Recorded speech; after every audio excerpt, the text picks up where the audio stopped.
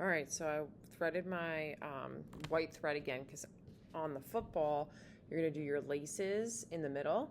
But if I was doing something else where I have to get a additional piece of felt onto my fabric, I would want to change out my thread color so it matches, unless it's for a decorative reason like the football. And I want to tie my knot at the end, just like we've practiced. And now when you're doing the any decorative stitches or any additional pieces that you're adding on, make sure you start off by going through the back side. So the last thing I did was I tied my knot at the end. So now I'm going to make sure I come through the back side of this when I'm doing my laces in the middle. So I'm going to push it through the back and get to the front. I'm going to pull.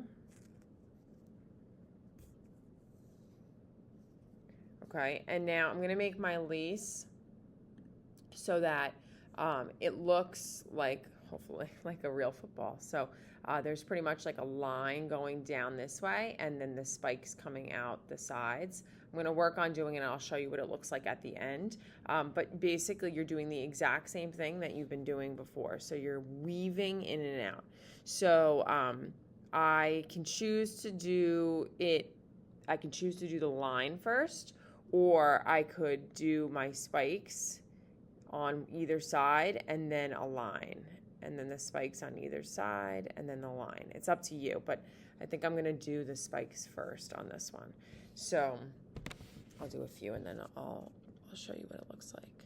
So I'm going to go here, just like the same as what I was doing before, a fingernail's length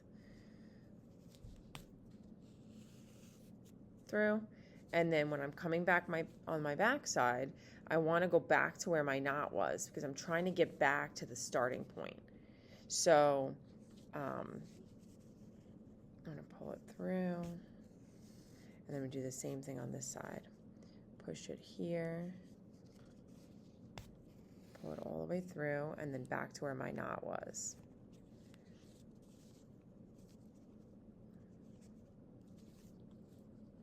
Especially if you're going over the same spot a couple times, sometimes it just gets not like stuck and you have to kind of wiggle it a little bit to get it through. Okay, so that's what it looks like first. Now I'm going to go a little bit further down the line. So I'm going to go and do a line, weaving in and out, just like we've practiced.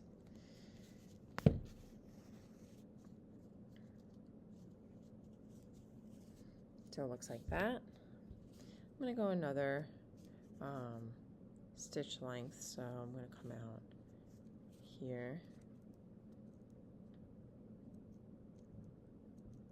I want to stay in a straight line as much as I can.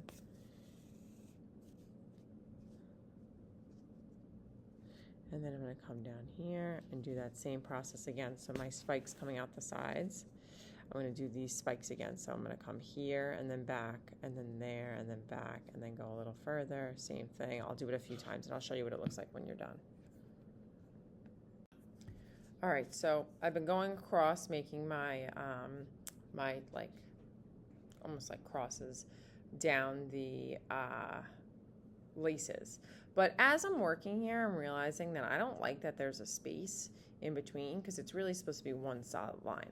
So now that I did the line, like I did weave in and out across and I made my ticks back and forth, I want to fill this in so it's a straight line. So that's the cool part about this is as you're working, you can kind of be like, oh, I don't like that, or I do like that, and I want to change it, or whatever it is. I'm going to just go back over it same way as I've been doing front to back, but I'm going to fill in the gaps. So I'm going to make sure that when I make my my spacing, I'm filling in those spots that I didn't like that were gaps. So when I put my needle back through, I want to make sure that I'm starting at the next opening here. I'm going to try to zoom in and show you what that looks like. You can kind of play around with it a little bit and like poke your needle and find the right spot. Come out the spot that you want, pull it, and then fill in the gap so that I make sure that my white thread is going in that blank space. And I'm just going to keep doing that across. When I get to the end, I'm going to